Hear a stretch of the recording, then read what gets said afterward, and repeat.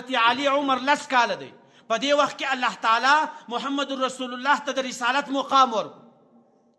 اوس خدیجة الکبرا او محمد رسول الله په لمانځه باندې ولاړ وي.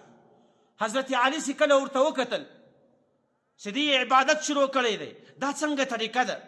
محمد رسول الله او خدیجة الکبرا چې کله لمونځ وکړو، حضرت علي پوښتنه ځینې کوي چې ای محمده، دا دې کوم دین مختاره کړی دی؟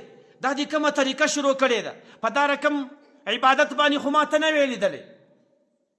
محمد رسول الله ورته فرمایي الله تعالی و ما ته نبوت را کړی دی، نو تا ته هم اول واري دا دعوت در کوم چې دغه دین له ما سره ومنه، الله تعالی په وحدانیت باندې ومنه، هغه د لات او عزا چې کوم عبادت ته کوې هغه عبادت پرېږده.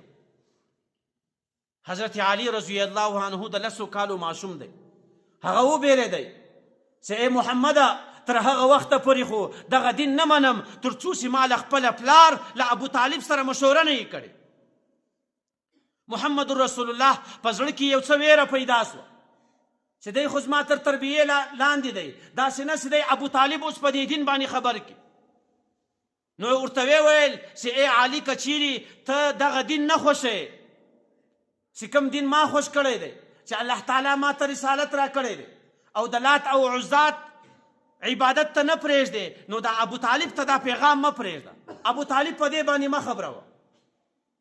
پر حضرت علي رضی الله عنه باندې چې کله یوه ورځ تېره شوله، یوه ورځ تېره شوه، الله تعالی د ده په زړه کې د اسلام جذبه پیدا کړله چې کله د سهار وخت دی، حضرت علي راځي و محمد ته ورته فرمایي چې ای محمده، ما ته هغه دین چې پرون کوم دین تا مختاره کړی و، چې کومه طریقه تا پرون کوله، ما ته هغه راوښیه، هغه څنګه طریقه ده؟ محمد رسول الله بیا ورته فرمایي چې الله تعالی به په وحدانیت منې، د لات او عزات عبادت به پرېږدې او ما به په رسالت باندې منې.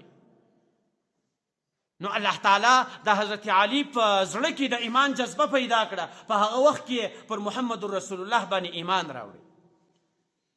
څو کسان په ایمان باندې مشرف شوي دي؟ 2 کسان. په زنانو کې اوله زنانه خدیجة الکبرا ده، او په ماشومانو کې اول ماشوم چې دی هغه حضرت علي رضی الله عنه دی.